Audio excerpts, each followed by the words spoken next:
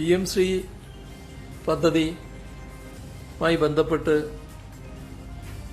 ധാരണാപത്രം ഒപ്പിട്ടപ്പോൾ അതുമായി ഒട്ടേറെ വിവാദങ്ങളും ആശങ്കകളുമൊക്കെ ഉയർന്നു വന്ന സാഹചര്യം കണക്കിലെടുത്ത് ആ പദ്ധതി നടപ്പാക്കുന്നത് സംബന്ധിച്ച് റിവ്യൂ നടത്താൻ തീരുമാനിച്ചിട്ടുണ്ട്.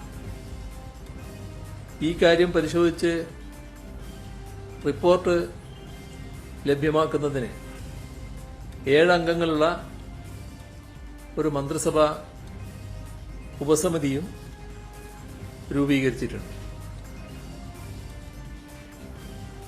നമ്മുടെ ഈ കാര്യങ്ങളുമായി ബന്ധപ്പെട്ട് PMC നടപ്പാക്കുന്നതുമായി ബന്ധപ്പെട്ടുള്ള തുടർ നടപടികൾ ഈ റിപ്പോർട്ട് വരുന്നതുവരെ നിർത്തിവെക്കുന്നതാണ്. ആ കാര്യം കേന്ദ്ര സർക്കാരിനെ കത്ത് മുഖേന അറിയിക്കുകയും ചെയ്യും. നമ്മുടെ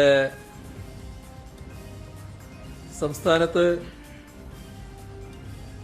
ഇത്തരമൊരു സബ് കമ്മിറ്റി എന്ന് പറയുമ്പോൾ നമ്മുടെ വിദ്യാഭ്യാസ മന്ത്രി അധ്യക്ഷൻ, പിന്നെ K Rajan, Prasad agriculture minister, നിയമമന്ത്രി P Rajeev, Roshi Augustine, K Krishnankutty, AK Saseendran, ഇങ്ങനെ 7 അംഗങ്ങളുള്ള കമ്മിറ്റിയാണ് നിശ്ചയിച്ചിട്ടുള്ളത്. നമസ്കാരം. ഒടുവിൽ PM ശ്രീ പദ്ധതിയുമായി മുന്നോട്ടെന്ന പിടിവാശി വെടിയേണ്ടി വന്നു CPIM-ന്. എല്ലാ മുന്നണി മര്യാദകളും ലംഘിച്ച് വല്യേട്ടൻ മനോഭാവത്തോടെ മുന്നോട്ടു പോയ പാർട്ടിക്ക് CPI-യുടെ നിലപാടിന് മുന്നിൽ മുട്ടുമടക്കുകയല്ലാതെ വഴിയില്ലാതെയായി. മന്ത്രിസഭാ യോഗത്തിൽ നിന്നും CPI മന്ത്രിമാരെ മാറ്റി നിർത്താനുള്ള തീരുമാനവും അനുകൂല സാഹചര്യം ഇല്ല എങ്കിൽ മന്ത്രിമാരെ പിൻവലിക്കുമെന്നുമുള്ള മുന്നറിയിപ്പുമാണ് സർക്കാരിന്റെ പിന്നോട്ടുപോക്കിന് കാരണം. CPIM പുനരാലോചനയ്ക്ക് തയ്യാറെടുത്തതോടെ CPIM മയപ്പെട്ടു. അങ്ങനെ PM ശ്രീ വിവാദത്തിന് താൽക്കാലിക വിരാമമായിരിക്കുന്നു. PM ശ്രീയിൽ ഒപ്പുവെച്ച നടപടി പുനഃപരിശോധിക്കുമെന്ന് മന്ത്രിസഭാ യോഗത്തിന് ശേഷം മുഖ്യമന്ത്രി പിണറായി വിജയൻ തന്നെയാണ് മാധ്യമങ്ങളോട് വ്യക്തമാക്കിയത്. ഇതിനായി 7 അംഗ മന്ത്രിസഭാ ഉപസമിതിയാണ് നിയോഗിച്ചിട്ടുള്ളത്. വിദ്യാഭ്യാസ മന്ത്രി V ശിവൻകുട്ടിയാണ് സമിതിയുടെ അധ്യക്ഷൻ.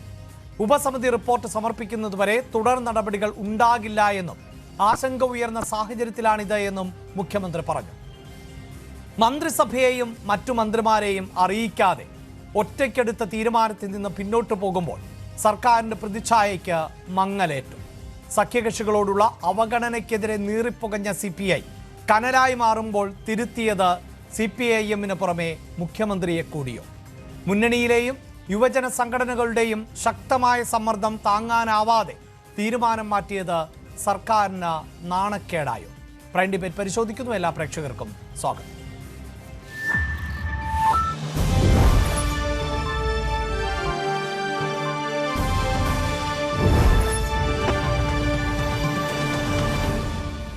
ചർച്ചയിൽ പങ്കെടുക്കുന്നത് BJP നേതാവ് ശ്രീ ജിതിൻ ദേവ്, ശ്രീ A അധിൻ AESF നേതാവ്, അതോടൊപ്പം തന്നെ ശ്രീ AK അനുരാജ്, അദ്ദേഹം സർവകലാശാല സിൻഡിക്കേറ്റ് അംഗം, ശ്രീ റെജി ലൂക്കോസ് CPIM സഹയാത്രികർ എന്നിവർ ആണ്. ശ്രീ റെജി ലൂക്കോസ്, ഇതാ ഒരു കരാറിൽ ഏർപ്പെട്ട് 7 ദിവസത്തിനകം ആ കരാറിൽ നിന്ന് പിന്നോട്ട് പോവുകയോ അല്ലെങ്കിൽ താൽക്കാലികമായി മരവിപ്പിച്ച് നിർത്തുകയോ ചെയ്യേണ്ട ഗതികേടാണ് ഇപ്പോൾ പിണറായി വിജയൻ സർക്കാരിന് ഉണ്ടായിട്ടുള്ളത്.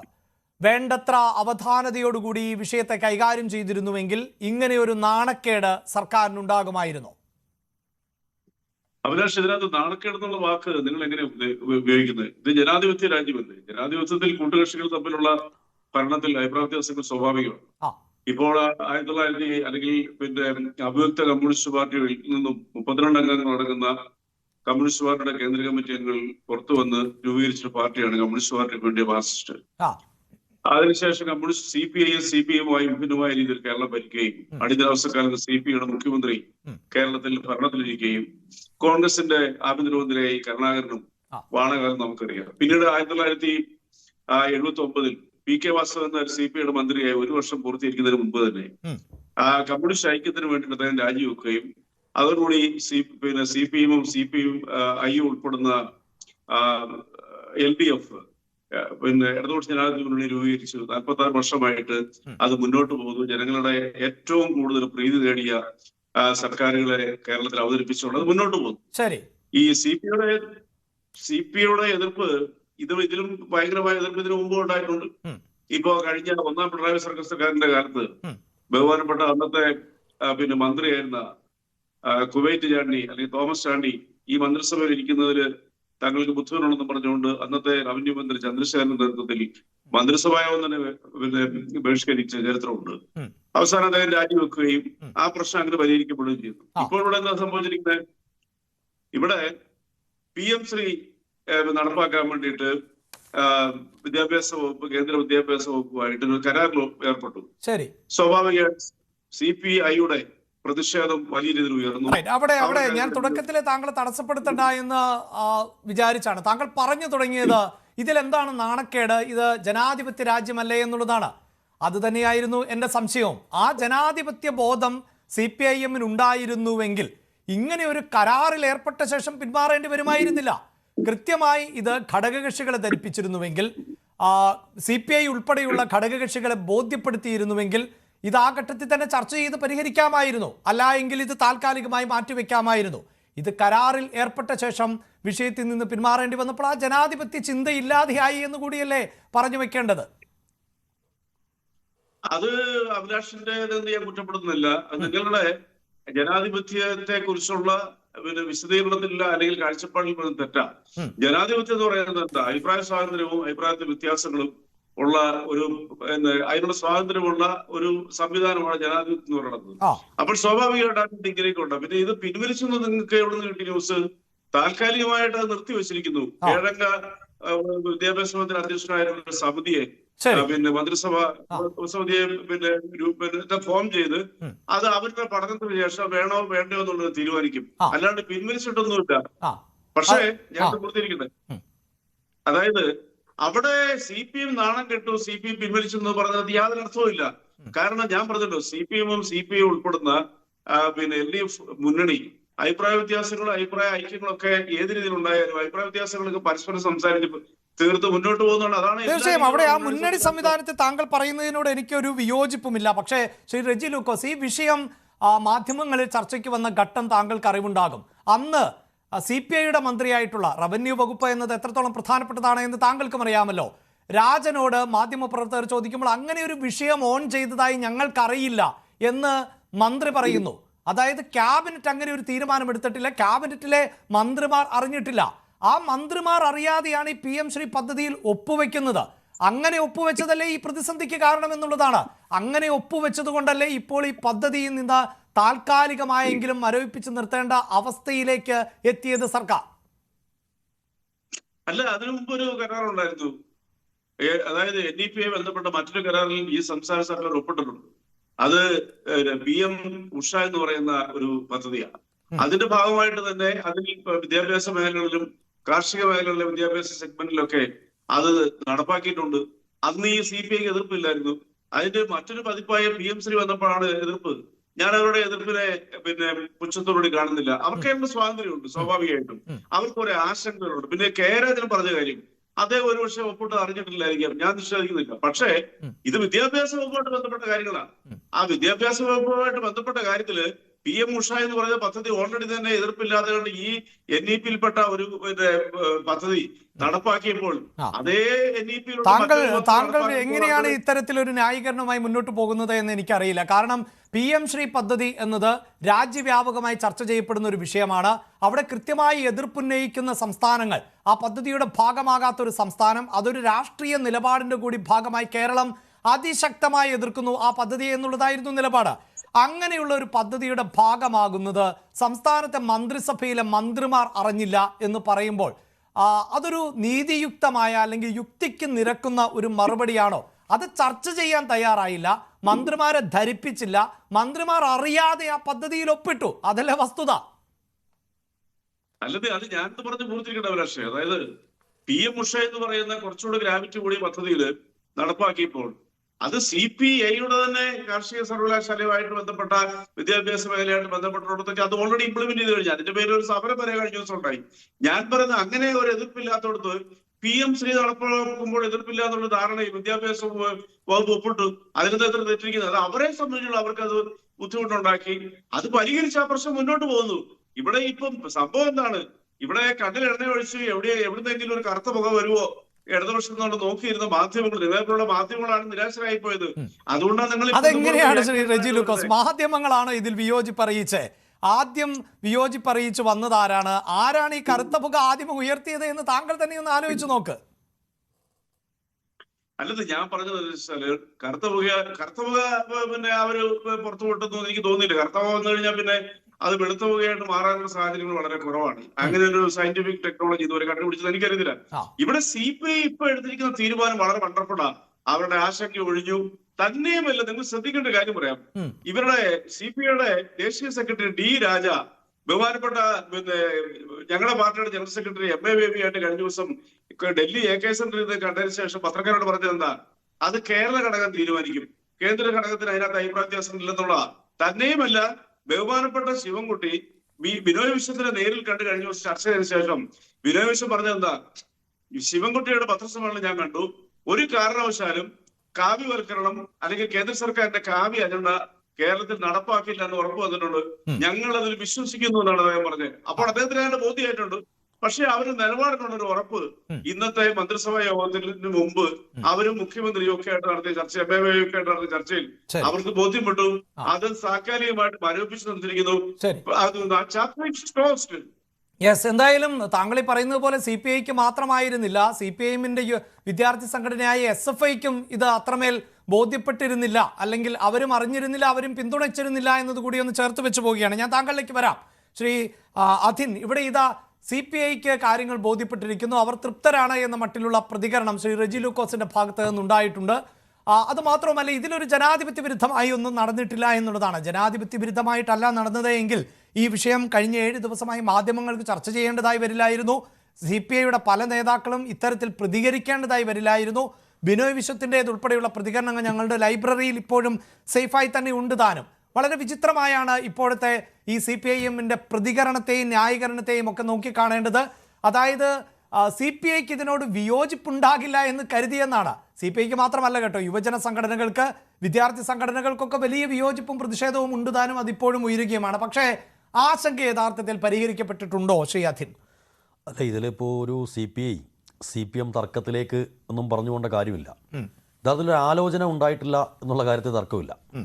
പക്ഷേ അത് കൃത്യമായി ഇടതുപക്ഷജനാധിപത്യ മുന്നണിയുടെ തീരുമാനപ്രകാരം പോകുന്ന, അല്ലെങ്കിൽ പ്രകടന പത്രിക അനുസരിച്ച് കേരളത്തിൽ രണ്ടാമതും അധികാരത്തിൽ വന്ന ഗവൺമെൻറ്, അതായത് ദേശീയ വിദ്യാഭ്യാസ നയമായ NEPയുടെ ഭാഗമായി PM ശ്രീ കേരളത്തിൽ നടപ്പിലാക്കുമ്പോൾ അത് കേരളത്തിലെ ഇടതുപക്ഷജനാധിപത്യ മുന്നണിയോ ക്യാബിനറ്റിലെ മന്ത്രിമാരോ അറിഞ്ഞിരുന്നില്ല എന്ന വിഷയം കൃത്യമായി തന്നെ ഉയർത്തിക്കാട്ടിയിട്ടുണ്ട്. പിന്നെ ഇതിൽ CPI ജയിച്ചു CPM തോറ്റു എന്നൊരു തർക്കത്തിൻ്റെ ഒന്നും ആവശ്യമില്ല. ഇത് ഇടതുപക്ഷ ജനാധിപത്യ മുന്നണിയിൽ വ്യത്യസ്തമായ പാർട്ടികളാവുമ്പോൾ ചില വിഷയങ്ങളിൽ വ്യത്യസ്തമായ അഭിപ്രായം പറയും. ഇതിൽ രസകരമായൊരു കാര്യം, ദേശീയ അടിസ്ഥാനത്തിൽ NEPയിൽ CPIക്കും CPMനും ഒരേ നിലപാടാണുള്ളത്. അത് നാം മനസ്സിലാക്കണം. അതിൽ ഒരു പ്രത്യേക സാഹചര്യത്തിൽ കേരളത്തിലൊരു തീരുമാനം വന്നു. എന്താ? PM ശ്രീയിൽ അംഗമാവുക. ഈ PM ശ്രീ കേരളത്തിൽ ആദ്യം നടപ്പിലാക്കാൻ ഒരു തീരുമാനം വന്നു. കേരളത്തിലെ മാധ്യമങ്ങളെല്ലാം കൃത്യമായി അത് ചർച്ച ചെയ്തു. അന്ന് ജനാധിപത്യ രീതിയിൽ മുഴുവൻ വിദ്യാർത്ഥി സംഘടനകളുടെ യോഗവും വിളിച്ചിരുന്നു. ആ യോഗത്തിൽ ABVP ഒഴിച്ച് AISF, SFI ഉൾപ്പെടെയുള്ള മുഴുവൻ വിദ്യാർത്ഥി പ്രസ്ഥാനങ്ങളും എന്ത് ചെയ്തു? ആ PM ശ്രീ എതിർത്തിരുന്നു. അത് കൃത്യമായി തന്നെ അക്കമിട്ട തെളിവുകൾ നിരത്തി കേരളത്തിലെ പൊതുവിദ്യാഭ്യാസ വകുപ്പ് മന്ത്രിയുടെ മുമ്പിൽ പറഞ്ഞു. പക്ഷേ അതിന് അദ്ദേഹം നടത്തിയ പത്രസമ്മേളനവും നമ്മൾ കണ്ടതാണ്. എന്താ? അത് ഒരു കാരണവശാലും നടത്തില്ല, നിയമപരമായി നേരിടും. എന്നാൽ കുറച്ച് ദിവസങ്ങൾക്ക് ശേഷം SSK ഫണ്ടിന് വേണ്ടി PM ശ്രീ നടപ്പിലാക്കുന്നു എന്നൊരു വിചിത്രവാദം വന്നപ്പോഴാണ് അതിൽ കൃത്യമായി AISF നിലപാട് പറഞ്ഞു. കമ്മ്യൂണിസ്റ്റ് പാർട്ടി ദേശീയ അടിസ്ഥാനത്തിലുള്ള പാർട്ടിയുടെ നിലപാട് ഉൾപ്പെടെ സംസ്ഥാന അടിസ്ഥാനത്തിൽ പാർട്ടിയുടെ സംസ്ഥാന സെക്രട്ടറി പറഞ്ഞു. അത് കൃത്യമായി ഇടതുപക്ഷ ജനാധിപത്യ മുന്നണി എന്ന പ്രസ്ഥാനം വളരെ ജനാധിപത്യ വ്യവസ്ഥയുള്ളൊരു സംവിധാനമാണ്.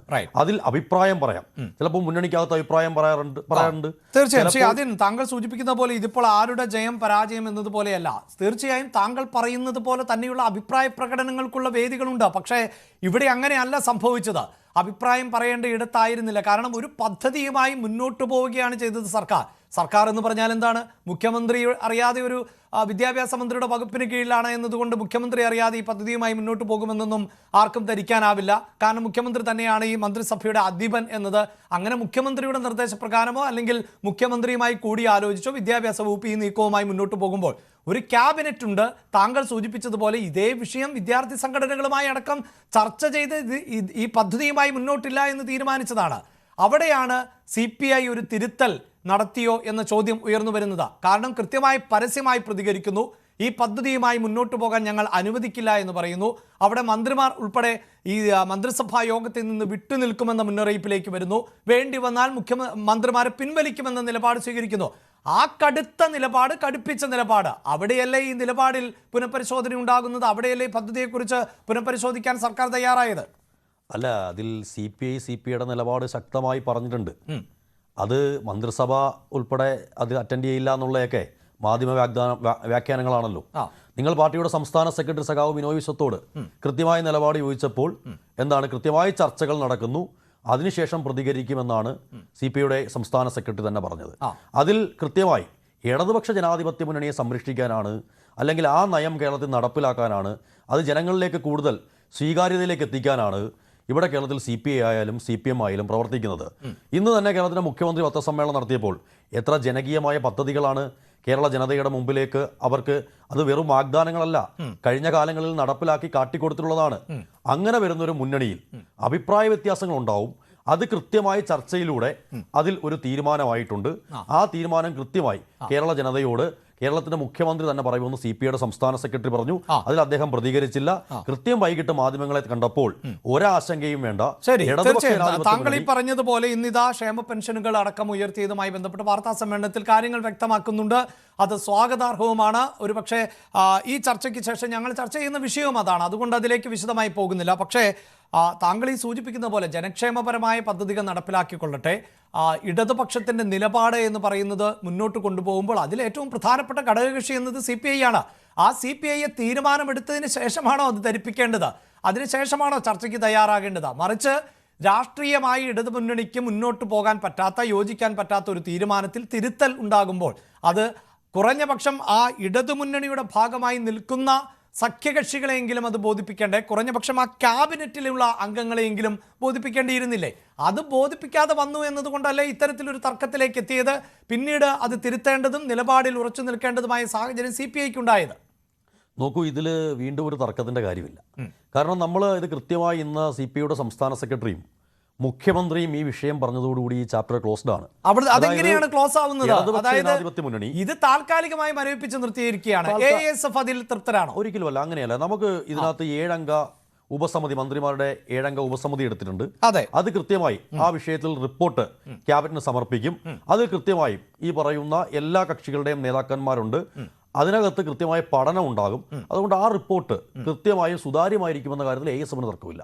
അവിടെ പക്ഷേ റെജി ലൂക്കോസ് സൂചിപ്പിച്ചു കഴിഞ്ഞു. അതിനർത്ഥം അത് പിന്നോട്ട് പോയി എന്നല്ല, അല്ലെങ്കിൽ അത് കരാറിൽ നിന്ന് പിൻവാങ്ങി എന്നല്ല എന്ന് പറയുന്നിടത്ത് അതിന്റെ മറുപടി കൂടി ഉണ്ടല്ലോ ചെയ്യാതിൻ. അല്ല, PM ശ്രീയുമായും നമ്മൾ ഉന്നയിച്ച ആശങ്കകൾ അത് ദേശീയ അടിസ്ഥാനത്തിൽ നിലനിൽക്കുന്ന ആശങ്കയാണ്. അതിലൊരു സംസ്ഥാനത്തിന് കൃത്യമായ ഒരു പരിഹാരം പറയാൻ സാധിക്കില്ല.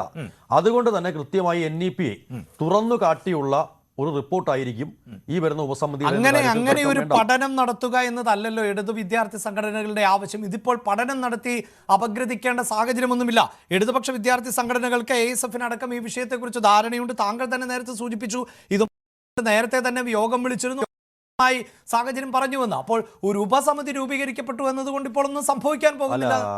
അതിൽ മനസ്സിലാക്കേണ്ടത് എല്ലാത്തിനും അഭിപ്രായം പറയാനുള്ള സ്വാതന്ത്ര്യമുണ്ട്. ഇപ്പോൾ ASFനെ സംബന്ധിച്ചിടത്തോളം പ്രഖ്യാപിത നിലപാട് ASFന് മാത്രമല്ല, AYFനായാലും DYFIക്കായാലും SFIക്കായാലും ദേശീയ അടിസ്ഥാനത്തിൽ NEPയുടെ ഭാഗമായിട്ടുള്ള ഒരു പദ്ധതിയും കേരളം ഉൾപ്പെടെയുള്ള 28 സംസ്ഥാനങ്ങളിലും നടപ്പിലാക്കരുതെന്ന അഭിപ്രായമാണുള്ളത്. അതിൽ കൃത്യമായ ഒരു ഗവൺമെന്റ് ഇതിപ്പോൾ കേന്ദ്രവുമായി ധാരണാപത്രത്തിൽ ഒപ്പിട്ട് കഴിഞ്ഞു. അതിൽ കൃത്യമായി ആ ധാരണാപത്രം മരവിപ്പിക്കണമെന്ന് CPI ആവശ്യപ്പെട്ടു. അന്നേരം അവിടുന്ന് വെച്ചൊരു നിർദ്ദേശം എന്താണ്, 7 അംഗ മന്ത്രിസഭാ ഉപസമിതി ഈ വിഷയത്തെക്കുറിച്ച് റിപ്പോർട്ട് തരും.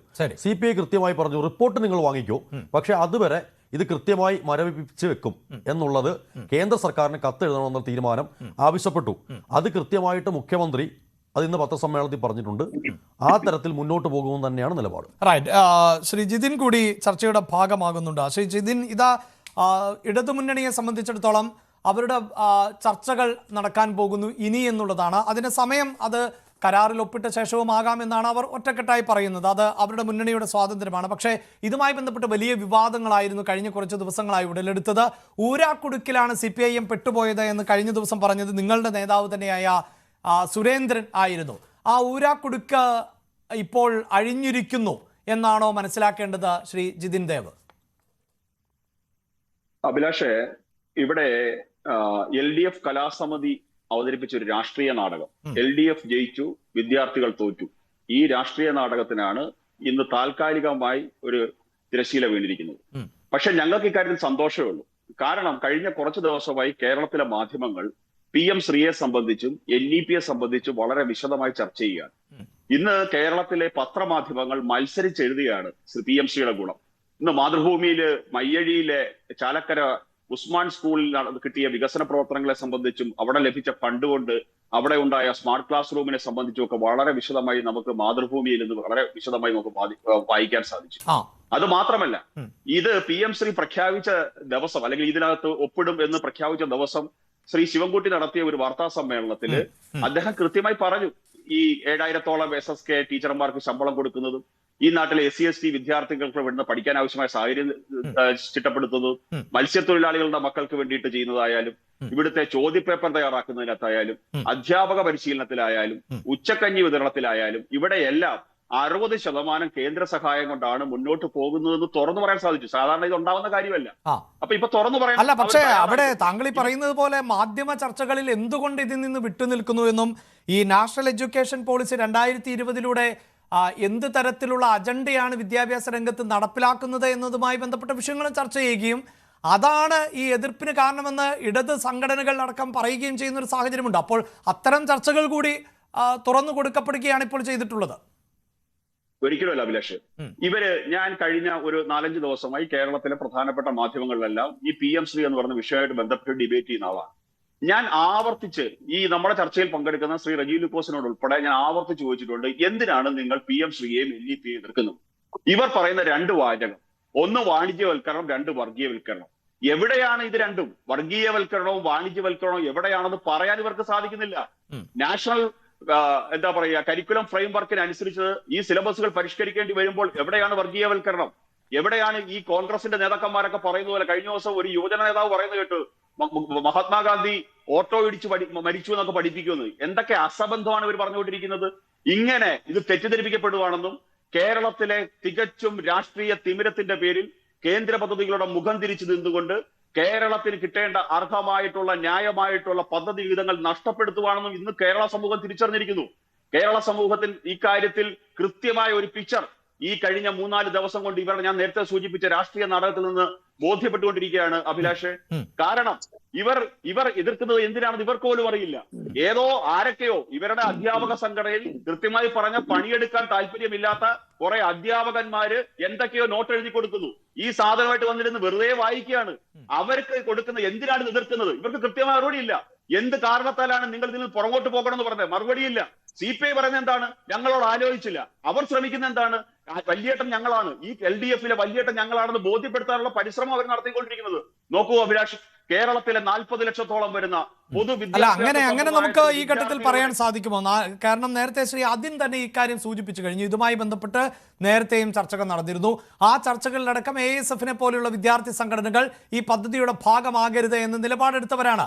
അപ്പോൾ പെട്ടെന്നൊരു സുപ്രഭാതത്തിൽ ഇതിനെ എതിർക്കുകയല്ല ഇവർ ചെയ്യുന്നത്. ഇവരുടെ പ്രഖ്യാപിതമായ നിലപാട് ഇത് തന്നെയാണ്. അത്തരത്തിൽ ഇപ്പോൾ ബംഗാൾ ഉൾപ്പെടെയുള്ള സംസ്ഥാനങ്ങൾ ഇതുമായി ബന്ധപ്പെട്ട നിലപാട് സ്വീകരിച്ചിരുന്നു. നേരെ നമുക്കറിയാം, പഞ്ചാബ് പോലെയുള്ള സംസ്ഥാനങ്ങൾ എതിർത്തിരുന്നു, ഡൽഹി പോലെയുള്ള സംസ്ഥാനങ്ങൾ എതിർത്തിരുന്നു. പിന്നീട് അതിൻ്റെ ഭാഗമായി. പക്ഷേ കേരളം അതിനോട് മുഖം തിരിക്കുന്നു. അതിൻ്റെ കാരണം കേരളം പറയുകയും ചെയ്യുന്നു. അത് ഇടതുപക്ഷ സർക്കാരിൻ്റെ ഒരു നയമാണ് എന്നതാണല്ലോ. അതുകൊണ്ട് ഈ വെള്ളിയേട്ടൻ മനോഭാവത്തിലേക്ക് CPI വന്നു എന്ന് ഇപ്പോൾ പറയാൻ പറ്റുമോ? CPI എക്കാലവും അത് തന്നെയല്ലേ നിലപാട് സ്വീകരിച്ചത് ശ്രീ ജിതിൻ? അഭിലാഷിന്റെ പോയിന്റ് വളരെ കറക്റ്റാണ്. കാരണം ഇത്രയും കാലം CPIയുടെ എതിർപ്പിനെ CPM പരിഗണിച്ചിരുന്നില്ല. ശ്രീ MV ഗോവിന്ദന്റെ തന്നെ സ്റ്റേറ്റ്മെന്റ് ഉണ്ട്, എന്ത് CPI എന്ന് പറഞ്ഞു.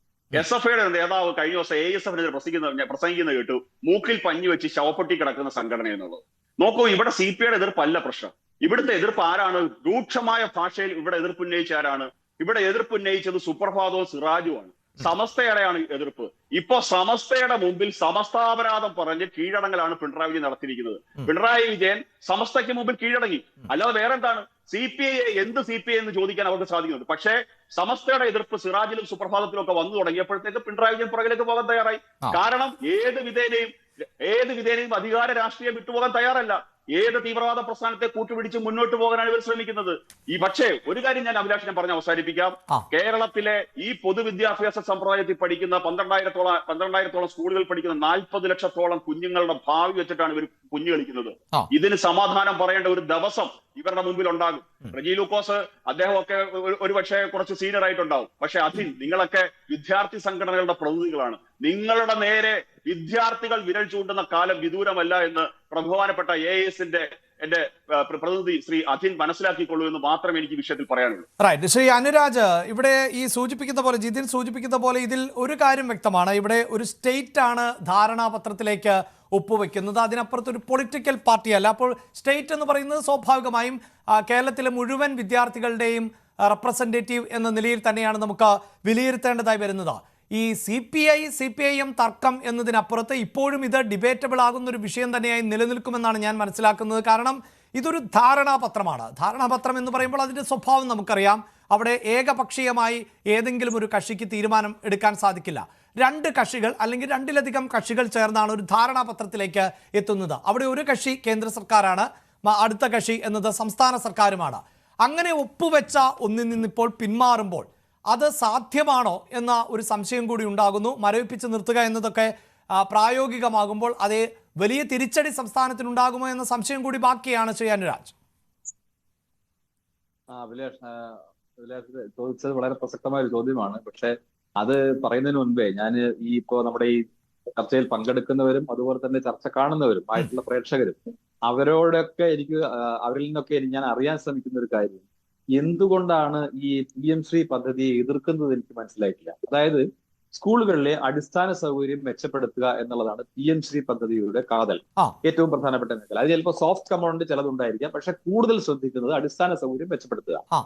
അല്ല, പക്ഷെ അവിടെ ഈ നാഷണൽ എഡ്യൂക്കേഷൻ പോളിസി 2020 ഭാഗമായുള്ള കരിക്കുലം ഉണ്ടല്ലോ. ആ കരിക്കുലത്തിലാണല്ലോ ഇതുവരെയുള്ള കരിക്കുലത്തിൽ നിന്ന് വ്യത്യസ്തമാണ് എന്നും അവിടെ സംഘപരിവാറോ അല്ലെങ്കിൽ ഹിന്ദുത്വ അജണ്ടയോ കൂടുതലായി കുത്തിത്തിരുകുന്നുണ്ട് ഈ സിലബസിലും കരിക്കുലത്തിലും എന്നുള്ളതാണല്ലോ ആക്ഷേപം. അത് പിന്തുടരേണ്ടതായി വരില്ലേ സ്വാഭാവികമായും PM ശ്രീയുടെ ഭാഗമായാൽ? അല്ല, ഞാൻ അതിലേക്ക് വരാം. അതായത് അതാണ് PM ശ്രീയുടെ പ്രധാന ഊന്നൽ. ഇനി നമ്മളിപ്പോ ഇവിടെ നേരത്തെ ആരോ ചർച്ച ചെയ്തു PM ഉഷ എന്താണ്? യൂണിവേഴ്സിറ്റികളിൽ കോളേജുകളിൽ അടിസ്ഥാന സൗകര്യം മെച്ചപ്പെടുത്തുന്നതിനുള്ള പദ്ധതിയാണ്. എന്റെ ഓർമ്മ ശരിയാണെങ്കിൽ ഏതാണ്ട് 400 കോടിയിലേറെ PM ഉഷ പദ്ധതിയിലൂടെ കേരളത്തിൽ ലഭിച്ചു കഴിഞ്ഞു, അല്ലെങ്കിൽ ഈ വർഷം കൊണ്ട് ലഭിക്കും. അതിന്റെ പ്രവർത്തനം നടന്നുകൊണ്ടിരിക്കുകയാണ്.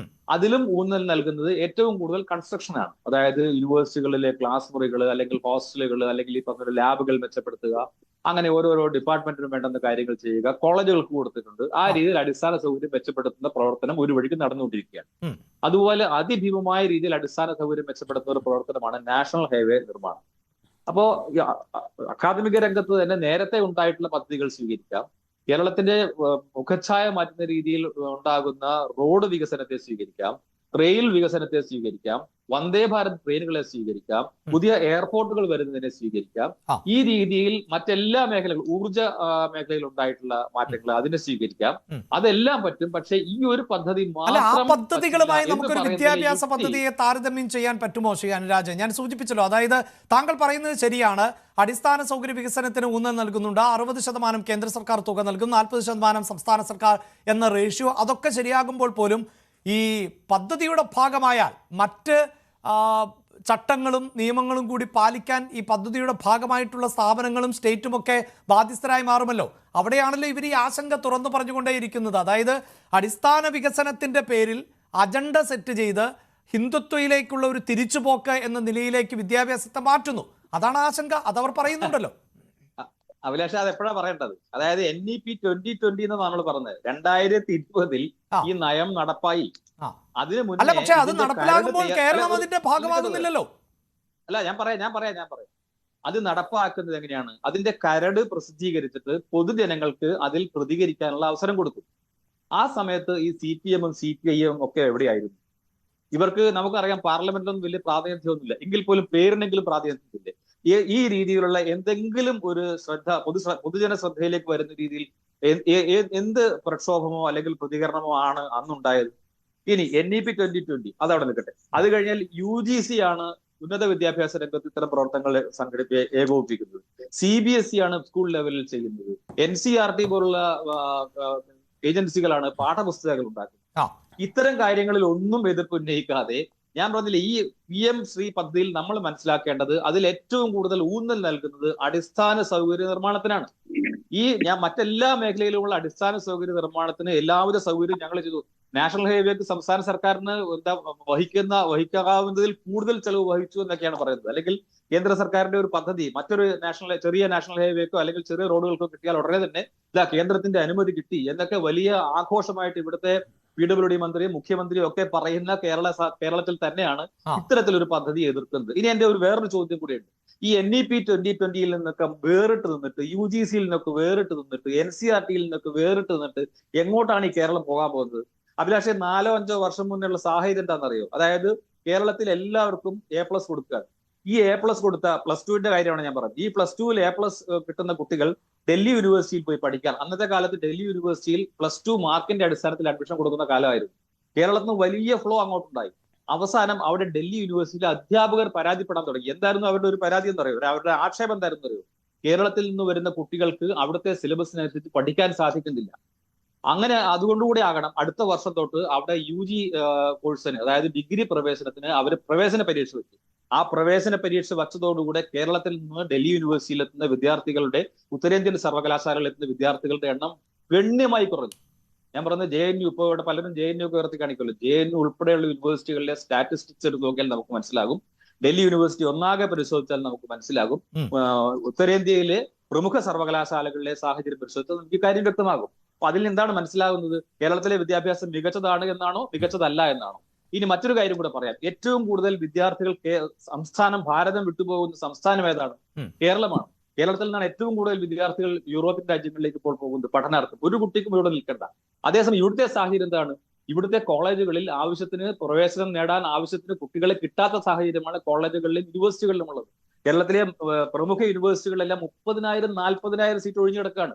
ഇത് 5 വർഷം മുന്നേയുള്ള സാഹചര്യം ഇതായിരുന്നില്ല. 5 വർഷം മുന്നേ നമ്മുടെ കോളേജുകളിലും യൂണിവേഴ്സിറ്റികളിലുമുള്ള എല്ലാ സീറ്റുകളും ഫില്ലായി, അല്ലെങ്കിൽ കൂടുതൽ അപേക്ഷകർ വരികയും പാരലൽ കോളേജുകളോ അല്ലെങ്കിൽ സെൽഫ് ഫിനാൻസിങ് കോളേജുകളിലെ സീറ്റുകളോ ഒക്കെ നിറഞ്ഞിരിക്കുകയും ചെയ്യുന്ന സാഹചര്യത്തിൽ നിന്ന് ഇപ്പോഴത്തെ ഈ സാഹചര്യത്തിലേക്ക് എത്തിയതിന്റെ ഉത്തരവാദിത്വം മറ്റാരാണ് ഏൽക്കേണ്ടത്? അതായത് ഈ തെറ്റായ വികലമായ വിദ്യാഭ്യാസ നയവും അതുപോലെ തന്നെ ആ നയത്തെക്കുറിച്ച് അറിയാത്ത, ആ വകുപ്പിനെ കുറിച്ച് അറിയാത്ത, നമുക്കറിയാം ഇപ്പോഴത്തെ ഇടതുപക്ഷ സർക്കാരിന്റെ സംവിധാനത്തിൽ നമുക്ക് മനസ്സിലാക്കാൻ സാധിക്കുന്നത് ഒരു ഘടകകക്ഷികളുള്ള വകുപ്പ് ആ ഘടകകക്ഷികളുടെ കയ്യിൽ തന്നെ നിൽക്കുകയാണ്. വിദ്യാഭ്യാസ വകുപ്പിനെ കുറിച്ച് കൂടുതൽ പഠിക്കാൻ CPIക്ക് സാധിച്ചിട്ടുണ്ടോ എന്ന് പോലും സംശയമാണ്. എന്നിരിക്കെ ആ വിഷയത്തിൽ ഒരു പ്രശ്നം ഉന്നയിക്കുകയും എന്നാൽ ആ വിഷയത്തെ സമഗ്രതയോടെ സമീപിക്കാൻ ശ്രമിക്കാതിരിക്കുകയും ചെയ്യുക എന്നുള്ളത് വലിയ കുറ്റമാണ്. എന്തായാലും ഇപ്പോഴത്തെ സാഹചര്യത്തിൽ ഒരു മന്ത്രിസഭാ സമിതി ഇതൊക്കെ പഠിക്കാൻ നിയോഗിച്ചിട്ടുണ്ട് എന്നുള്ളത്, ആത്മാർത്ഥമായി അങ്ങനെ ഒരു പഠനം നടക്കുകയാണെങ്കിൽ അത് സംസ്ഥാനത്തിന്റെ ഭാവിക്ക്, വിദ്യാഭ്യാസത്തിന്റെ ഭാവിക്ക് ചിലപ്പോൾ ഗുണകരമായ എന്തെങ്കിലും ചെയ്താൽ അത്രയെങ്കിലും നല്ലത് എന്നതാണ് ആ വിഷയം. അതായത് ഈ പദ്ധതിയുമായി തന്നെ മുന്നോട്ട് പോകണം, അങ്ങനെ ഒരു തീരുമാനത്തിലേക്ക് ഉപസമിതി എത്തുമെന്നുള്ളതാണ്.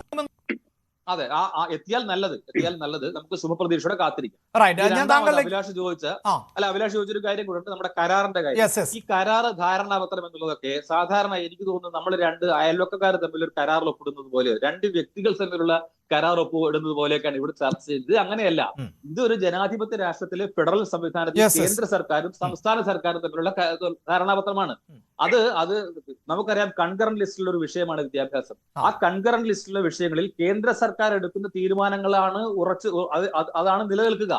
എന്നിരിക്കെ കേന്ദ്രം കൊണ്ടുവരുന്ന ഇത്തരം നയപരിപാടികളെ എതിർത്ത് മാറി നിൽക്കാനോ അതിൽ നിന്ന് വിട്ടു നിൽക്കാനോ ഒരു സംസ്ഥാനത്തിന് സാധിക്കില്ല. അത് അസാധ്യമാണ്. അതുകൊണ്ടുകൂടി ആയിരിക്കണം എനിക്ക് തോന്നുന്നത് CPIM ഇത് തൽക്കാലം ഇതേക്കുറിച്ച് ആലോചിക്കാൻ മാറ്റിവെച്ചിട്ടേ ഉള്ളൂ എന്ന് പറയാൻ കാരണം. ഇത് മറ്റെല്ലാ പദ്ധതികൾക്കും ബാധകമാണ്. നമ്മൾ ഓർക്കണം, വിദ്യാഭ്യാസ മന്ത്രി ഈ പദ്ധതിയെ കുറിച്ച് പറഞ്ഞപ്പോ, ഇതിന് കിട്ടിയ ഫണ്ടിനെ കുറിച്ച് പറഞ്ഞപ്പോ ഓരോ വകുപ്പിനും കിട്ടിയ ഫണ്ടിനെ കുറിച്ച് പറഞ്ഞു. ആരോഗ്യ വകുപ്പിന് കിട്ടിയതും കൃഷി വകുപ്പിന് കിട്ടിയതും ഒക്കെ പറഞ്ഞു. അപ്പൊ അതുകൊണ്ട് ആ രീതിയിൽ നിന്ന് പിൻവാങ്ങാൻ, ഈ ധാരണാപത്രത്തിൽ പിൻവാങ്ങാൻ കഴിയില്ല. ഒരു ചോദ്യം കൂടെ ഞാൻ ഉന്നയിക്കുകയാണ്. ഇങ്ങനെ ചെയ്യുകയാണെങ്കിൽ സംസ്ഥാന സർക്കാർ കേരളത്തിലെ വിവിധ കോർപ്പറേഷനുകളെ, പഞ്ചായത്തുകളെ, മുനിസിപ്പാലിറ്റികളെ ഒക്കെ ബാധിക്കുന്ന ഒരു വ്യവസ്ഥ കൊണ്ടുവന്നു നിൽക്കുക. അതിൽ നിന്ന് ഒരു കോർപ്പറേഷൻ പറയാണ് ഞങ്ങൾ വിട്ടു നിൽക്കുകയാണ്, കാരണം ഇത് ഇവരുടെ രാഷ്ട്രീയമാണ്. ഇപ്പൊ നമുക്കറിയാം, കേരളത്തിൽ തന്നെ സംസ്ഥാന സർക്കാരിന്റെ ലേബലിൽ പലസ്തീൻ വിഷയം ഉയർത്തിക്കാണിച്ചുകൊണ്ട് ഇസ്രായേലിനെ എതിർത്തുകൊണ്ട് എന്തെന്ത് പദ്ധതികളും പരിപാടികളും നടപ്പാക്കും. ഇതിൽ നിന്ന് വലിയൊരു വിഭാഗം ആൾക്കാർ വിട്ടുനിന്നല്ലോ. ഞാൻ ഉദ്ദേശിക്കുന്നത് ഇത്തരം നമ്മുടെ തദ്ദേശ സ്വയംഭരണ സ്ഥാപനങ്ങളുടെ ഭരണസമിതികൾ ഉൾപ്പെടെയുള്ളവ വിട്ടുനിന്നാലും. അപ്പൊ അതൊക്കെ ശരിക്കും ഒരു അരാജകത്വം സൃഷ്ടിക്കുന്ന, രാജ്യത്തിൽ ഒരു അരാജകത്വം സൃഷ്ടിക്കുന്ന ഒരു സാഹചര്യത്തിലേക്കാണ് ഇത്തരം കാര്യങ്ങൾ കൊണ്ടെത്തിക്കുന്നത്. ഒട്ടും ഇതിന് എന്താ പറയാ, ഇതിന് യുക്തിഭദ്രമായ ഒരു സമീപനമാണ് ഇതിൽ എന്ന് നമുക്ക് ചിന്തിക്കാൻ സാധിക്കുന്നില്ല. ഇത്തരം പദ്ധതികളിലോ നടത്തിപ്പിലോ ഒക്കെ സംശയങ്ങൾ ഉന്നയിക്കാം, ദൂരീകരിക്കാൻ ശ്രമിക്കാം എന്നുള്ളതല്ലാതെ പദ്ധതിയിൽ നിന്ന് പിന്നോക്കം പോകുമെന്നൊക്കെ പ്രഖ്യാപിക്കുന്നത്, ഈ പ്രഖ്യാപനത്തിൽ നിന്നും ഒരു വിലയുമില്ല. ഇതൊക്കെ വെറുതെ കുറച്ച് ദിവസം ചർച്ച ചെയ്ത് നമുക്ക് അതായത് പദ്ധതിയിൽ നിന്ന് പിന്നോട്ട് പോക്ക് സാധ്യമാകാൻ ഇടയില്ല എന്ന് തന്നെയാണ് അദ്ദേഹം പറയുന്നത്. പക്ഷേ SSK ഫണ്ടും PM ശ്രീയും കൂട്ടിയോജിപ്പിച്ചിരിക്കുന്നു എന്നതാണ് പ്രതിസന്ധി എന്ന് മറുഭാഗം കൂടിയുണ്ട്. അങ്ങനെ വലിയ തുകയടക്കം സംസ്ഥാന സർക്കാരിന് ലഭിക്കുന്നില്ല ഇതിന്റെ പേരിൽ എന്ന ആക്ഷേപവും നിലനിൽക്കുന്നുണ്ട്. അതിലേക്ക് വരുന്നതിന് മുമ്പ് ശ്രീ റെജി ലൂക്കോസ്, ഇവിടെ ജിതിൻ ഉന്നയിച്ച ഒരു ആരോപണം, യഥാർത്ഥത്തിൽ ഇത് CPIയുടെ സമ്മർദ്ദത്തിന് വഴങ്ങുകയല്ല ചെയ്തത്, മറിച്ച് മുസ്ലിം സംഘടനകൾ, അതിൽ അദ്ദേഹം പറയുന്നത് സമസ്ത ഉൾപ്പെടെയുള്ള സംഘടനകൾ, നേരത്തെ മുസ്ലിം ലീഗ് തന്നെ പറഞ്ഞത് സംഘപരിവാർ അജണ്ടയ്ക്ക് ചുവപ്പ് പരവതാനി വിരിച്ചു നൽകുകയാണ് CPIM ചെയ്തത്, സർക്കാർ ചെയ്തത് എന്നുള്ളതാണ്. അപ്പോൾ വലിയ തോതിൽ മുസ്ലിം സംഘടനകളുടെ ഭാഗത്ത് നിന്ന് പ്രതിഷേധമുയർന്നു, സമസ്ത ഉൾപ്പെടെയുള്ളവർ പ്രതിഷേധം ഉന്നയിച്ചു. ആ പ്രതിഷേധത്തിന്റെ കൂടി ഭാഗമായാണ് ഇപ്പോൾ ഇതിൽ നിന്ന് പിന്നോട്ട് പോകുന്നത് എന്നതാണ് BJPയുടെ ആരോപണം. അല്ല, അതിനകത്ത് രണ്ട് കാര്യങ്ങൾ മാത്രമേ നമ്മൾ പറയാനുള്ളത്. അതായത് ഇപ്പം മുസ്ലിം സമൂഹത്തിനോ അല്ലെങ്കിൽ മുസ്ലിം ലീഗിനോ അല്ലെങ്കിൽ സമസ്തയ്ക്കോ ഒക്കെ കീഴടങ്ങി എന്ന് BJPക്കാർ പറയും, മറുഭാഗത്ത് നിൽക്കുന്നവർ പറയും പിന്നെ മറ്റു ചില കാര്യങ്ങൾക്ക് വേണ്ടിയിട്ട് കീഴടങ്ങി, അല്ലെങ്കിൽ BJPയുടെ സമ്മർദ്ദത്തിന് വേണമെങ്കിൽ കീഴടങ്ങി, RSSന്റെ സമ്മർദ്ദത്തിന് കീഴടങ്ങി എന്ന് പറയും. അതിൽ നിന്ന് തന്നെ വളരെ വ്യക്തമല്ലേ ഈ സർക്കാർ നിഷ്പക്ഷമാണെന്നുള്ളത്. പക്ഷെ എനിക്ക് വളരെ പ്രധാനപ്പെട്ട ഒരു കാര്യം പറയാനുള്ളത്, അല്പസമയം അഭിലാഷ് അനുവദിച്ചേ പറ്റൂ. അതായത് കഴിഞ്ഞ ദിവസങ്ങളിലെല്ലാം നടന്ന ചാനൽ ചർച്ചകളിൽ ഈ PM ശ്രീ പദ്ധതിയെ ബ്ലൈൻഡ് ആയിട്ട് എതിർത്ത ഒരാളല്ല ഞാൻ. അതിന് രണ്ട് പ്രധാനപ്പെട്ട കാരണങ്ങളുണ്ട്. ഒന്ന്, ഇവരിവിടെ ആരോപിക്കുന്നത്, അല്ലെങ്കിൽ ഇതിനെ എതിർക്കുന്നവർ ആരോപിക്കുന്നത് സംഘപരിവാർ അജണ്ടകൾ ഇന്ത്യൻ ചരിത്രത്തിൽ പോലും വ്യാഖ്യാനിച്ചുകൊണ്ട് കുട്ടികളെ പഠിപ്പിക്കുന്ന സിലബസ് ആയിട്ട് അത് മാറും, അതിനു വേണ്ടിയിട്ടാണ് ഈ സാമ്പത്തികമൊക്കെ പിടിച്ചു വെച്ചുകൊണ്ട് ഒപ്പിടിപ്പിക്കാൻ ശ്രമിക്കണം എന്നാണ് പറഞ്ഞത്. കഴിഞ്ഞ 2 ദിവസം മുമ്പ് ബഹുമാനപ്പെട്ട കേന്ദ്ര വിദ്യാഭ്യാസ മന്ത്രി മാധ്യമങ്ങളുടെ ചോദ്യത്തിന് മറുപടിയായി പറഞ്ഞു, ഇപ്പോഴും അത് പബ്ലിക് സ്പേസിലുണ്ട്. അദ്ദേഹം പറഞ്ഞ 2 കാര്യങ്ങളുണ്ട്. അദ്ദേഹം പറഞ്ഞത് PM ശ്രീ പദ്ധതി സൈൻ ചെയ്യുന്ന ഏതൊരു സർക്കാരിനും ആ ഗവൺമെന്റ്, ആ സംസ്ഥാന സർക്കാരുകൾക്ക് സിലബസ് എന്താണെന്നുള്ള വിവരം അവർക്കാണ് തീരുമാനിക്കാനുള്ള പരമാധികാരം. അതിൽ കേന്ദ്ര സർക്കാരോ കേന്ദ്ര വിദ്യാഭ്യാസ ഡിപ്പാർട്ട്മെന്റോ ഇടപെടത്തില്ല എന്ന് പറഞ്ഞാൽ, അതാണ് V ശിവൻകുട്ടി പറഞ്ഞത്, സംസ്ഥാന സർക്കാരാണ് തീരുമാനിക്കേണ്ടത് പഠിപ്പിക്കുന്നത് എന്താണെന്ന്. അത് സംഘപരിവാര അജണ്ടകൾ അവിടെ അടിച്ചേൽപ്പിക്കാൻ ഒരു കാരണവശാലും അനുവദിക്കാനെന്ന് പറഞ്ഞപ്പോഴത്തേക്കും അദ്ദേഹം പറഞ്ഞത് ഈ കേന്ദ്രമന്ത്രി ഇപ്പൊ പറഞ്ഞതിനോട് പിൻബലമായിട്ടാണ് അദ്ദേഹത്തിന്റെ വാക്കുകൾ. ഒന്നതെ. രണ്ടാമത്, ഇതിന്റെ ഗുണങ്ങൾ നമ്മളൊന്ന് മനസ്സിലാക്കുകയും, ഈ പദ്ധതിയുടെ ഗുണം എന്ന് പറയുന്നത് മരവിച്ചു വെച്ചിരിക്കുന്ന ഫണ്ടുകൾ ആരുടെയൊക്കെയാണ്, അതായത് പിന്നെ ഫിസിക്കലി ഡിസേബിൾ ആയിട്ടുള്ള ഏതാണ്ട് 1,12,000 വരുന്ന കുട്ടികൾക്ക് കിട്ടേണ്ട SSK പദ്ധതിയുമായിട്ട് ബന്ധപ്പെട്ടുള്ള പണം പിടിച്ചു വെച്ചിരിക്കുന്നു. PM ശ്രീയുടെ പേരിൽ അതുപോലെ തന്നെ കുട്ടികൾക്ക് കിട്ടേണ്ട 46 ലക്ഷത്തോളം വരുന്ന നമ്മുടെ കുട്ടികൾക്ക് കിട്ടേണ്ട ആനുകൂല്യങ്ങൾ പിടിച്ചു വെച്ചിരിക്കുന്നു. 5,60,000 വരുന്ന പട്ടികജാതി പട്ടികവിഭാഗത്തിൽപ്പെട്ട കുട്ടികൾക്ക് പാഠപുസ്തകവും യൂണിഫോം സഹിതമുള്ള മുഴുവൻ പൈസയും പിടിച്ചു വെച്ചിരിക്കുന്നു. പക്ഷെ സംസ്ഥാന ഗവൺമെന്റ് അതെല്ലാം പരിമിതമായ സാമ്പത്തിക ശേഷി റിലീസ് ചെയ്യുന്നുണ്ട്. പക്ഷെ ഈ പദ്ധതിയുടെ അടിസ്ഥാന കാര്യങ്ങൾ എന്തൊക്കെയാണ്? 3 ഘടകങ്ങളാണ്. നിരവധി, ഞാൻ പൂർത്തിയാക്കട്ടെ. 3 ഘടകങ്ങളാണ് ഇതിലൂടെ നമുക്ക് നേടാൻ പറ്റുന്നത്. നമ്മൾ ഒരുപാട് നേട്ടങ്ങൾ കൈവരിച്ചിട്ടുണ്ട്, ലോകത്തിന് മാതൃക. പക്ഷെ ഇനിയും വിദ്യാഭ്യാസ മേഖലയിൽ നമ്മൾ അഡ്വാൻസ്ഡ് ആണ്. ഒന്ന്, സ്പോർട്സ് ഇൻഫ്രാസ്ട്രക്ചേഴ്സ് ഒരുക്കുക സ്പോർട്സിൽ. രണ്ടാമത്, സയൻസുമായിട്ട് ബന്ധപ്പെട്ട കാര്യങ്ങളിൽ കുട്ടികളെ കുറച്ചുകൂടെ ഉത്തേജിപ്പിക്കുക. മൂന്നാമതാണ് ഏറ്റവും പ്രധാനം, ലോകവ്യാപകമായിട്ട് വിദ്യാഭ്യാസ മേഖലകളിൽ ഏറ്റവും പ്രധാനപ്പെട്ട ഒരു പദ്ധതിയാണ് കാർഷിക മേഖലകളിൽ കുട്ടികളെ അടുപ്പിക്കുക എന്നുള്ളത്. അറിയാമല്ലോ, ഏറ്റവും സമ്പന്നമായ ഒരു രാജ്യത്ത് ജോലി ചെയ്ത ഒരാളാണ് ഞാൻ. അത് പറയാൻ കാരണം അവിടെയൊക്കെ അങ്ങനെ. പക്ഷെ നമ്മൾ ഇപ്പോഴും കുട്ടികളെ പുസ്തകപ്പുഴുക്കളായിട്ട് മാത്രമാണ് നമ്മൾ വളർത്തിക്കൊണ്ടിരിക്കുന്നത്. അത് തെറ്റാണ്. അപ്പൊ ഈ 3 ഘടകങ്ങളോട് കൂടി അതിന്റെ ഫണ്ട് തന്നായിട്ട് ഇൻഫ്രാസ്ട്രക്ചർ തന്നെ ഒരുക്കുമ്പോൾ അത് വേണ്ടെന്ന് പറഞ്ഞ് ഈ ഞെരുങ്ങുന്ന സാമ്പത്തിക അവസ്ഥയിലും നമ്മൾ പിന്നോട്ട് പോകുന്നത് ശരിയല്ല. അതാണ് അതിന്റെ യുക്തി എന്ന് പറയുന്നത്. അങ്ങനെയെങ്കിൽ ഇവിടെ രണ്ട് കാര്യങ്ങൾ കൂടി ഉണ്ടല്ലോ. അപ്പോൾ താങ്കൾ ഈ പറയുന്നത് പോലെ ഈ സിലബസ് തീരുമാനിക്കുന്നത് കേരളമെങ്കിൽ ഇത്രയും നാൾ എന്തുകൊണ്ട് ഈ പദ്ധതിയുടെ ഭാഗമാക്കി നമുക്ക് ലഭിച്ച അവസരങ്ങൾ ഇല്ലാതാക്കി? അവിടെയാണ് ശ്രീ അനുരാജിനെ പോലെയുള്ളവർ ചൂണ്ടിക്കാണിച്ച് പ്രസക്തമാകുന്നത്. അങ്ങനെയെങ്കിൽ ഈ ഇടത് സർക്കാർ തന്നെയല്ലേ അതിന് മറുപടിയായി നൽകേണ്ടി വരുന്നത് എന്ന എൻ്റെ ഒന്നാമത്തെ സംശയം. രണ്ടാമത്തെ സംശയം, താങ്കൾ ഈ പറയുന്നത് എന്തുകൊണ്ട് CPIക്കും അതിൻ്റെ യുവജന സംഘടനയ്ക്കും വിദ്യാർത്ഥി സംഘടനയ്ക്കും ഒന്നും ബോധ്യപ്പെടുന്നില്ല? It's a good question. അതായത് 2 തവണ മന്ത്രിസഭയിൽ ഇത് പരിഗണന വന്നപ്പോൾ CPI എതിർത്തു, മാറ്റിവെച്ചു. ഇവിടുത്തെ വിദ്യാർത്ഥി സംഘടനകൾ പലരും ഇതിനെ എതിർത്ത് മാറ്റിവെച്ചു. പക്ഷെ ഒരു ഗവൺമെന്റിനെ സംബന്ധിച്ചോളം എന്താണ് ചെയ്യുന്നത്? സമരങ്ങളും എതിർപ്പുകളൊക്കെ സ്വാഭാവിക ജനാധിപത്യത്തിലുണ്ടാവും. അതിന് നടപ്പാക്കിയില്ലെങ്കിൽ നടപ്പാക്കിയാലും ഉണ്ടാവും, സ്വാഭാവിക. ഒരു ഗവൺമെന്റിനെ സംബന്ധിച്ചോളം ഉത്തരവാദിത്തം വളർന്നു വരുന്ന ഒരു തലമുറയോടാണ്. അത് നിർവഹിച്ചിട്ടുള്ള സർക്കാരുകളാണ് ഒരു പരിധിവരെ കേരളത്തിലെ എല്ലാ ഗവൺമെന്റുകളും. അതിന്റെ നേട്ടമാണ് കേരളം ഇന്ന് കൊയ്യുന്നത്. അതിന്റെ നേട്ടമാണ് ഏത് വിദേശ രാജ്യത്ത് പോയാലും നമ്മുടെ കുട്ടികൾ മുന്നിൽ നിൽക്കുന്നതിന് കാരണം. അതിന്റെ ഫലമായിട്ടാണ് നമ്മുടെ കേരളത്തിൽ വന്നിരിക്കുന്ന ഏറ്റവും വലിയ സമ്പൽ സമൃദ്ധി. അതിന്റെ അവസാനത്തെ വാക്കായിട്ട് പറഞ്ഞ ഒരാളുണ്ട് കേരളത്തിൽ. കഴിഞ്ഞ 4 ദിവസം മുമ്പ് ആദരണീയ നമ്മുടെ രാഷ്ട്രപതി പാലാ സെന്റ് ജോസഫ് കോളേജിലെ ഒരു ജൂബിലി ആയിട്ട് ബന്ധപ്പെട്ട് വന്ന് പ്രസംഗിച്ചപ്പോൾ അവർ പറഞ്ഞൊരു വാചകമുണ്ട്, അറിയോ? കേരളം വിദ്യാഭ്യാസം ഉൾപ്പെടെയുള്ള മുഴുവൻ മേഖലകളിലും രാജ്യത്തെ മറ്റ് സംസ്ഥാനങ്ങൾക്ക് മാതൃകയാണ്. നമുക്ക് അത് കിട്ടാവുന്നതിന്റെ ഏറ്റവും വലിയൊരു ഒരു പ്രശംസയാണ് നമ്മുടെ യാഥാർത്ഥ്യത്തിൽ നമ്മുടെ രാഷ്ട്രപതി നൽകിയത്. നമുക്കത് പോരാ, നമുക്ക് ഇനിയും മുന്നോട്ട് പോകണം. പക്ഷെ തെറ്റിദ്ധാരണകൾ മാറ്റി അത് കാവ്യവൽക്കരണം നടക്കുകയാണെന്നുള്ളത് ബോധ്യപ്പെടുത്തി ആ ഉപസമിതി അത് അപ്പോൾ ശ്രീ അനുരാജ് ചോദിക്കുന്ന ചോദ്യമാണല്ലോ, ഇത് എന്തിനു മാറ്റിവെക്കണമെന്നതിന് ഇതുവരെയും ഉത്തരവാദിത്തത്തോടു കൂടി മറുപടി പറയേണ്ടത് CPIയും നൽകുന്ന ആ സർക്കാരാണല്ലോ. കാരണം ഇപ്പോൾ അധികാരത്തിലിരിക്കുന്ന സർക്കാരിനെ നയിക്കുന്നത് CPIയും ആണല്ലോ.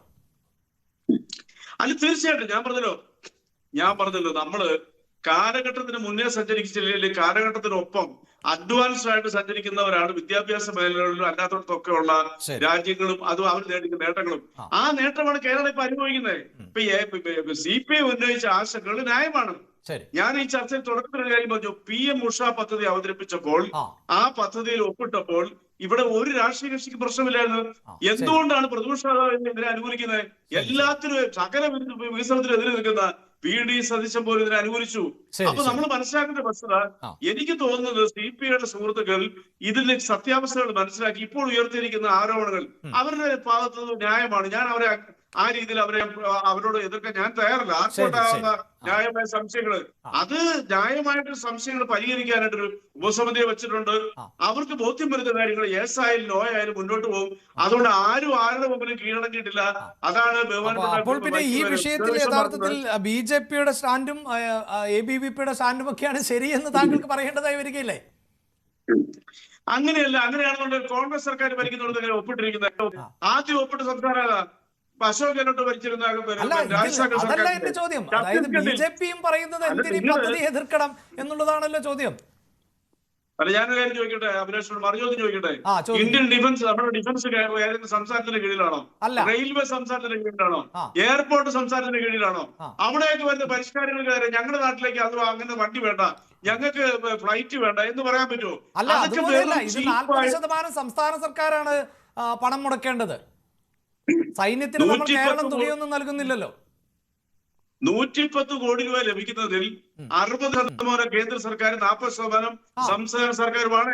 അതെ, അതുകൊണ്ടാണ് ഇടുന്നത്. അതാണല്ലോ BJP പറയുന്നത്. അതായത് ഇത് സർക്കാർ യഥാർത്ഥത്തിൽ പിന്നോട്ടടിപ്പിക്കുകയാണ് ചെയ്യുന്നത്, കിട്ടേണ്ട സാഹചര്യങ്ങൾ ഇല്ലാതാക്കുന്നു. അവിടെ ഈ പറയുന്നത് പോലെ അജണ്ട എന്നത് സംഘപരിവാർ അജണ്ട സിലബസിലേക്ക് വരുന്നു എന്നുള്ളതാണ്. അത് വിദ്യാഭ്യാസ മന്ത്രി തന്നെ പറയുന്നു അങ്ങനെയില്ല എന്ന്. പിന്നെന്താണ് പ്രശ്നം? അല്ല, അതെന്താണ് പ്രശ്നത്തിലാണ് നമ്മൾ ചോദിക്കുന്നത്. അത് ബോധ്യപ്പെടുത്തി വരുമ്പോഴത്തേക്കും ഈ പ്രശ്നം പരിഹരിക്കപ്പെടും. കാരണം പ്രൈം മിനിസ്റ്ററിന്റെ പേരിൽ ഏതാണ്ട് 112ഓളം യോജനകള് പദ്ധതികള് ഇന്ത്യയിലുണ്ട്. അതിൽ 48ഓളം സ്ത്രീകൾക്ക് വേണ്ടിയിട്ടുള്ളതാണ്. ഇതൊന്നും കേരളത്തിലേക്ക് കൊണ്ടുവരാൻ പാടില്ല എന്ന് പറഞ്ഞാൽ എന്തെങ്കിലും അർത്ഥമുണ്ടോ? ഒറ്റ ഉദാഹരണം, ഒറ്റ വരി പറഞ്ഞിട്ട് നിർത്താം. ഞാൻ അമേരിക്കയിൽ ജീവിച്ച ഒരാളാണ്. അമേരിക്കയിൽ പ്രസിഡന്റിന്റെ പേരിൽ എത്ര പദ്ധതികളുണ്ട്? മിക്ക ജനാധിപത്യ രാജ്യങ്ങളിലുണ്ട്. ഒബാമ അവിടെ ഭരിച്ചുകൊണ്ടിരുന്നപ്പോൾ ഒബാമ കെയർ കൊണ്ടുവന്നു ഒബാമയുടെ പേരിൽ ഇന്നും അത് നിലനിൽക്കുന്നു. ആരെങ്കിലും എതിർക്കുന്നോ? അപ്പൊ അതുകൊണ്ട് പേരിന്റെ പേരിൽ എതിർക്കരുത്. അല്ല, ഒബാമ കെയറിന്റെ പേര് വലിയ എതിർപ്പാണ് ട്രംപ് ഉയർത്തിയത്. അത് വലിയ പ്രതിസന്ധിയാണ് അവിടെ ഉണ്ടാക്കിയത്. രാജ്യത്തെ ദാരിദ്ര്യത്തിലേക്ക് തള്ളിവിട്ടു എന്നാണ് ട്രംപ് പറയുന്നത്. 12 വർഷം അതിനുശേഷം ആ പദ്ധതി ഇപ്പോഴും കണ്ടിന്യൂ ചെയ്തുകൊണ്ടിരിക്കും. ഇപ്പൊ ട്രംപ് പല വിവരക്കേട് പറയുന്നുണ്ട്. ഒബാമ കെയറിന്റെ ബെനിഫിഷ്യറീസ് ആണ് ആ രാജ്യത്തെ മുഴുവൻ ആളുകളും. ശരി ശരി. എന്തായാലും താങ്കളുടെ പ്രതികരണത്തിൽ BJP-യുടെ ആ പ്രതിനിധി ഞങ്ങളുടെ ജിതിൻ ഇരുന്ന് ചിരിക്കുന്നുണ്ടായിരുന്നു. അദ്ദേഹത്തിന് വലിയ സന്തോഷമായി എന്നാണ് എനിക്ക് തോന്നുന്നത്. ശ്രീ ജിതിൻ, അത് ഞാൻ യാഥാർത്ഥ്യത്തിലൊന്നും ഞാൻ സംസാരിക്കുന്നത്, ഞാൻ കാവ്യവൽക്കരണത്തിന് അഡ്വന്റായിട്ട് നിൽക്കുന്നതാണ്. അത് എല്ലാവർക്കും അറിയാം. പക്ഷെ ഇത് കാവ്യവൽക്കരണം അവല്ല. കാവ്യവൽക്കരണം എന്ന് പറയുന്നത് നമ്മളെല്ലാം അംഗീകരിക്കുക. അതല്ലേ കേരളത്തിലെ സഹയാത്രികരായ റെജി ലൂക്കോസ് ആണ് ഇത് പറയുന്നത് കേട്ടോ. ഞാൻ മാത്രമല്ല സന്തോഷം. ഇനി ശ്രീ റെജി ലൂക്കോസ് ഒരു കാര്യം കൂടെ എന്റെ സമയത്തിന്റെ ഒരു മിനിറ്റ് കൂടെ അദ്ദേഹത്തിന് കൊടുക്കണം. ഈ കാവ്യവൽക്കരണം ഈ NEP-യിലും PMശ്രീയിലും ഈ കാവ്യവൽക്കരണം എന്നൊന്ന് വിശദമാക്കാൻ സാധിക്കും. എവിടെയാണ് ഈ കാവ്യവൽക്കരണം ഒന്ന് വിശദമാക്കി തരും? അങ്ങ് അതും കൂടെ വിശദീകരിച്ചോ. കാവ്യവൽക്കരണത്തിന്റെ ഏറ്റവും ഉദാഹരണമല്ലേ ആരിഫ് മുഹമ്മദ് 9 സർവകലാശാല വൈസ് ചാൻസലർമാരെ ഒറ്റയടിക്ക് പുറത്താക്കുകയും അവതരിപ്പിക്കാൻ ശ്രമിച്ചതും കേരളത്തെ മാത്രം ലക്ഷ്യം വെച്ചുള്ളതാണ് എന്ന് താങ്കൾ വാദിച്ചുള്ളൂ. പക്ഷേ NEP എന്ന് പറയുന്നത് കേരളം മാത്രം ബാധകമാകുന്നതല്ലോ, അത് ഏത് സ്റ്റേറ്റിനും എന്നുള്ളതാണല്ലോ. അത് തീർച്ചയായിട്ടും NEP എന്ന് പറയുന്നത് ദേശീയ വിദ്യാഭ്യാസ നയത്തിൽ എന്താണ് ഇവിടെ നടപ്പിൽ വരുത്തണം എന്നുള്ളത് തീരുമാനിക്കേണ്ടത് സംസ്ഥാന സർക്കാരുകളാണ്. ഈ NEP എന്ന് പറയുന്നത് കാവ്യവൽക്കരണം എന്നതാണ് ചോദ്യം. അല്ല, ഞാൻ പകുതി പറയുമ്പോഴേ പത്രക്കട്ടിങ്ങിലൂടെ കട്ട് ചെയ്ത് ചോദിക്കുന്നത് എന്നോട് ചോദ്യങ്ങൾ ഞാൻ കണ്ടിന്യൂ ചെയ്താണ്ട് ഇടയ്ക്ക് വെച്ച് മുറിച്ച് ചോദിച്ചിട്ടുണ്ടെങ്കിൽ നമ്മുടെ ഉദ്ദേശം വക്രീകരിക്കപ്പെടും. ഞാൻ പറഞ്ഞ PMശ്രീ പദ്ധതിയും നാഷണൽ എഡ്യൂക്കേഷൻ പോളിസിയും തമ്മിൽ ഒരുപാട് വ്യത്യാസങ്ങളുണ്ട്.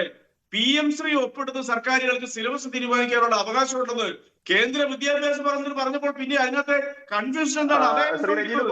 ശ്രീ റെജി ലൂക്കോസ് തെറ്റിദ്ധരിച്ചിരിക്കുകയാണ്.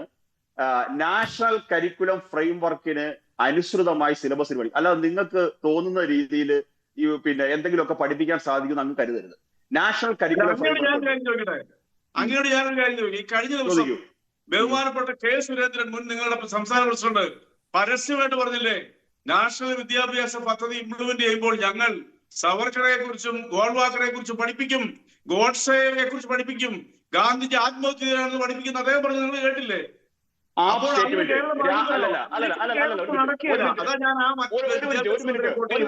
ഒരു മിനിറ്റ്. ഗാന്ധിജി ആത്മഹത്യ ചെയ്തതാണ് എന്ന് ഞങ്ങൾ പഠിപ്പിക്കും എന്ന് സുരേന്ദ്രൻ പറഞ്ഞ സ്റ്റേറ്റ്മെന്റ് അങ്ങ് എനിക്ക് ഒന്ന് കാണിച്ചു തരാമോ? ഇന്ന് ഞാൻ എന്റെ പൊതുപ്രവർത്തകർ ഗാന്ധിജി ഈ എനിക്ക് പറയാനുള്ള കാര്യം ഞാൻ പറയുന്നത് ചോദ്യം ചോദിച്ചല്ലോ. ഗോൾവാക്കറെ പഠിപ്പിക്കും, സവർക്കറെ പഠിപ്പിക്കും. ഈ രണ്ടുപേരുടെയും ഈ ഇന്ത്യ രാജ്യത്തിന്റെ സംഭാവന എന്താ? ഗോൾവാക്കർ എന്താ ചെയ്ത്? സവർക്കർ എന്താ ചെയ്ത്? അവിടെ ശ്രീ റെജി ലൂക്കോസ്, അവിടെ ശശി തരൂർ പറയുന്നത് പോലെ ഇവരെ കുറിച്ചൊക്കെ പഠിച്ചു എന്നതുകൊണ്ട് വലിയ പ്രശ്നമൊന്നുമില്ലല്ലോ. അതിപ്പോൾ സ്വാഭാവികമായും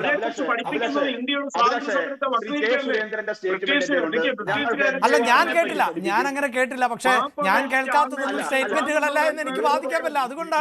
അതുകൊണ്ടാണ് ശ്രീ ജിതിൻ ഞാൻ ആ ഘട്ടത്തിൽ ഇടപെടാതിരുന്നത്. അങ്ങനെ ഒരു സ്റ്റേറ്റ്മെന്റ് നടത്താൻ സാധ്യത കുറവാണ്. ഞാൻ സമ്മതിക്കുന്നു, അതിന് സാധ്യത കുറവാണ്. പക്ഷെ ഏതെങ്കിലും ഒരു പാർട്ടി വേദിയിലോ അല്ലെങ്കിൽ എവിടെയെങ്കിലും അദ്ദേഹം മാധ്യമങ്ങളോട് പറയുന്നതിനെയാണ് പൊതുവെ നമ്മൾ സ്റ്റേറ്റ്മെന്റ് ആയി കണക്കാക്കാറുള്ളത്. ഇനിയിപ്പോൾ എവിടെയെങ്കിലും പറഞ്ഞുവെങ്കിൽ എനിക്കത് എതിർക്കാൻ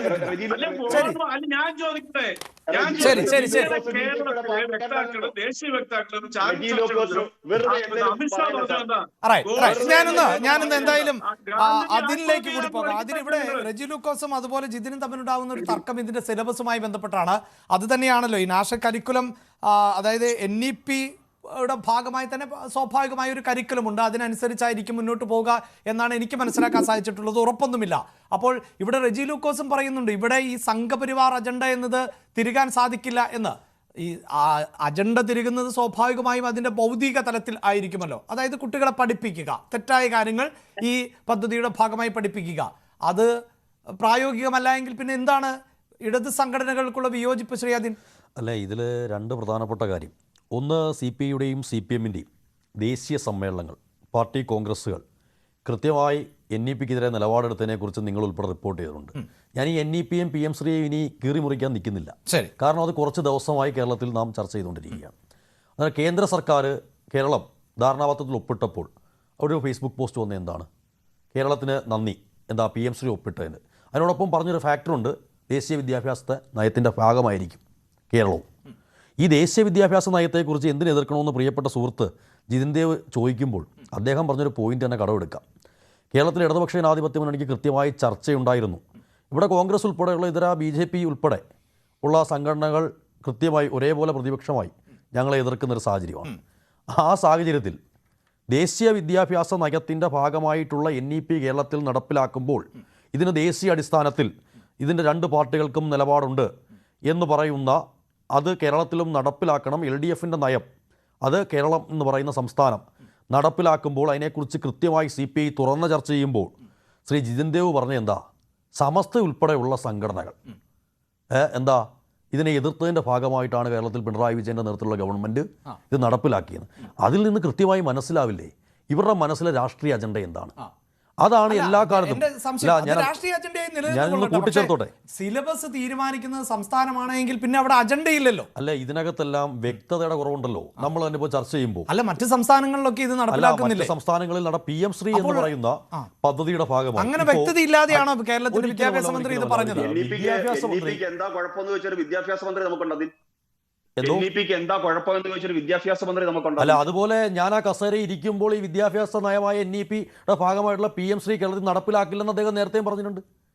ഇത് രണ്ടും നമുക്ക് ചർച്ച ചെയ്യാം. എന്തോ ഞാൻ എന്റെ നിലപാട് മാറ്റി എന്നും അദ്ദേഹം അതിപ്പോ അദ്ദേഹത്തിന്റെ നിലപാട് മാറ്റുന്നതിനെ കുറിച്ച് അദ്ദേഹമാണ് പറയുന്നത്. ഞാൻ പറയുന്നത് ഇടതുപക്ഷത്തിന്റെ നിലപാട്.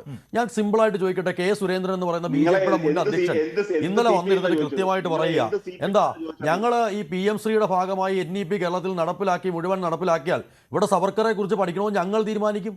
ഇത്ര ധാർഷ്ട്യം എവിടുന്നാ വരുന്നത്? ഇപ്പോൾ ഗാന്ധിജിയെക്കുറിച്ച് അദ്ദേഹം പറഞ്ഞ വിഷയമൊന്നും ഞാൻ കേട്ടില്ല. പക്ഷേ ഗാന്ധിജിയുടെ ഫ്ലെക്സിനകത്ത് തോക്ക് വെച്ച് പ്രതീകാത്മകമായി വെടിവെച്ചൊരു MP BJP-ക്കില്ലേ? അന്നേരം ഗാന്ധിജിയെ നിങ്ങൾ എങ്ങനെയാണ് കാണുന്നത് ഞങ്ങൾക്കറിയില്ലേ?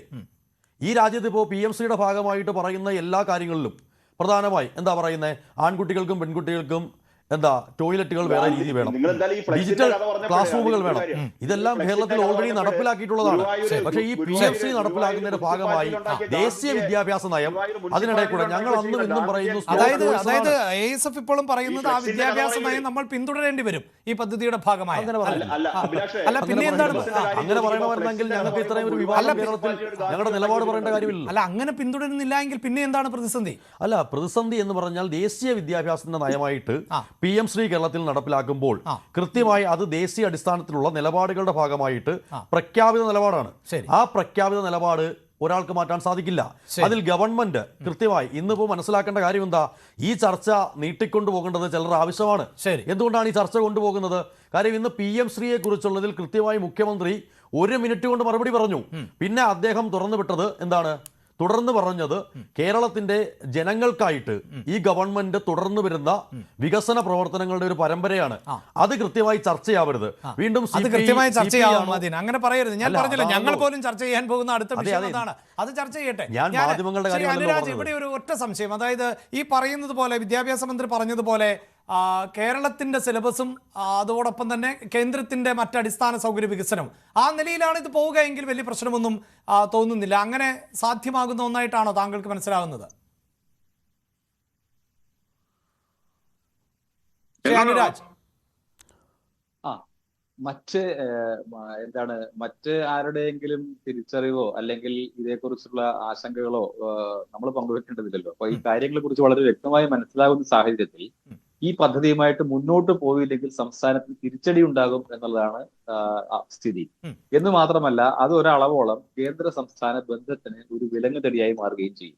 പലതരത്തിൽ കേന്ദ്രമന്ത്രിമാരെ കണ്ടും ഒക്കെ കേന്ദ്രവുമായിട്ടുള്ള ബന്ധം മെച്ചപ്പെടുത്താൻ മുഖ്യമന്ത്രി ഉൾപ്പെടെ ശ്രമിക്കുന്ന, മന്ത്രിമാർ പലതവണ ശ്രമിക്കുന്ന, യൂണിവേഴ്സിറ്റി ചാൻസലർ ആയിട്ടുള്ള ഗവർണറുമായിട്ടുള്ള ബന്ധം മെച്ചപ്പെടുത്താൻ ശ്രമിക്കുന്ന ഒരു സാഹചര്യമാണ് കേരളത്തിലുള്ളത്. അത് മെച്ചപ്പെടുത്തുകയുമാണ് വേണ്ടത്.